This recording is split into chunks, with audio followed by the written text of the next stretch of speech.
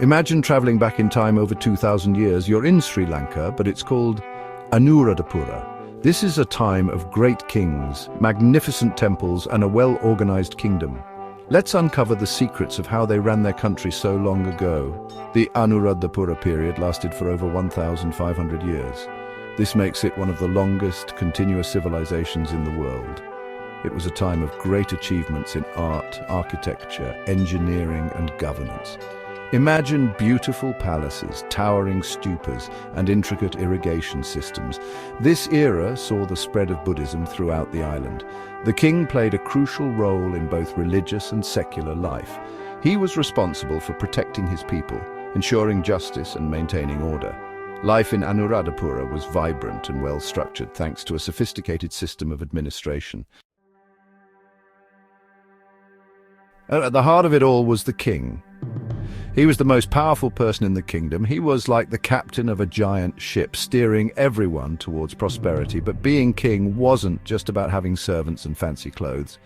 The king had to be wise and just. He was responsible for protecting his people from enemies and ensuring everyone had enough food. Imagine the weight of an entire kingdom on your shoulders. Becoming king wasn't easy. Usually the throne was passed down from father to son. This meant that princes started training for the role from a young age. They learned to read and write, fight with swords, and even ride elephants. They also studied the teachings of Buddha to become wise and compassionate rulers.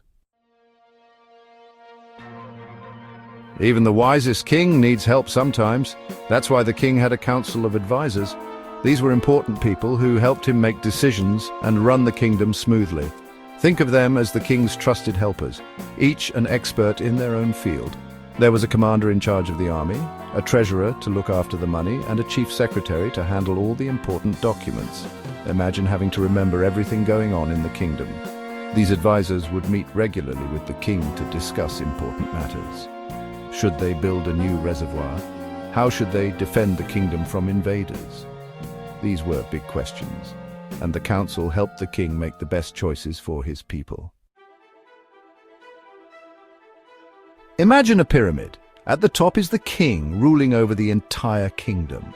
To make governing easier, the kingdom was divided into smaller parts, like slicing a cake. Each part had its own leader who reported to the king. The area around the capital city, Anuradhapura, was divided into 4 main regions.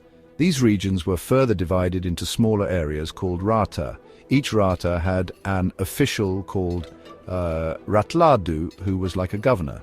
At the very bottom of this pyramid were the villages. This is where most people lived. Each village had a headman called a Gamika or Gamladan. Think of him as the mayor of the village.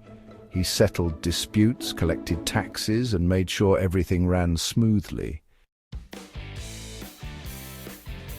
Section 5. Protecting the land, the army's might. Every kingdom needs a strong army to protect it, and Anuradhapura was no different. The king commanded a powerful army made up of soldiers, chariots, elephants, and even cavalry. Imagine the ground shaking as a parade of elephants marched by. These soldiers were well trained and disciplined.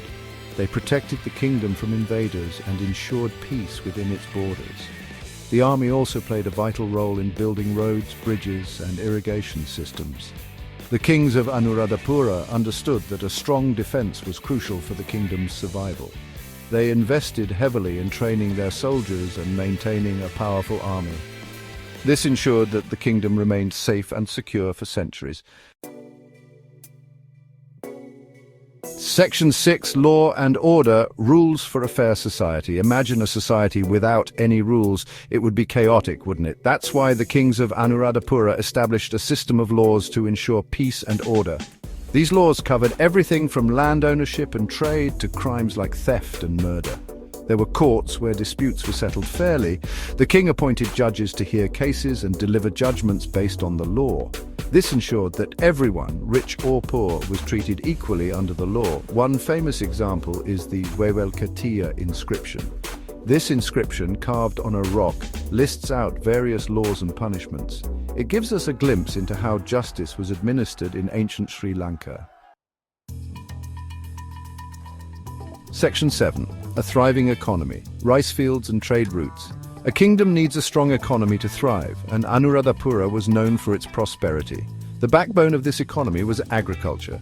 The kingdom was blessed with fertile land and abundant rainfall, perfect for growing rice. The kings built massive irrigation systems, including reservoirs, canals, and tanks to water the fields. Some of these structures, like the Parakrama Samudra, still exist today, a testament to the engineering skills of the ancient Sinhalese.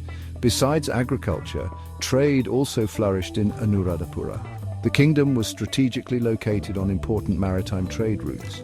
Ships laden with spices, gems, and textiles arrived from far-off lands. This trade brought in wealth and new ideas to the kingdom. Section 8. Caring for the people. Hospitals and help for those in need. The kings of Anuradhapura weren't just interested in building palaces and temples. They also cared about the well-being of their people. They believed in helping the sick, the poor, and the less fortunate. Many kings established hospitals and almshouses to provide free medical care to the needy. King Buddhadasa, known for his compassion, even appointed a doctor for every 10 villages. Imagine having a doctor so close by in those days. These hospitals were quite advanced for their time. They used herbal medicines and even performed surgeries. The kings also built rest houses along roads for travelers and pilgrims. This shows that they believed in social welfare and helping those in need. Section 9. A legacy of greatness. Anuradhapura's enduring impact. After more than 1,000 years of prosperity, the Anuradhapura kingdom eventually declined. It's a reminder that even great civilizations face challenges, but the achievements of this era continued to inspire future generations of Sri Lankans.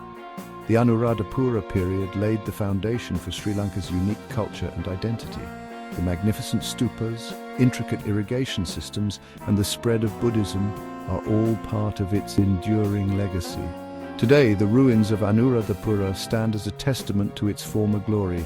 They remind us of a time when Sri Lanka was a beacon of civilization, with a well-organized government, a thriving economy, and a compassionate society.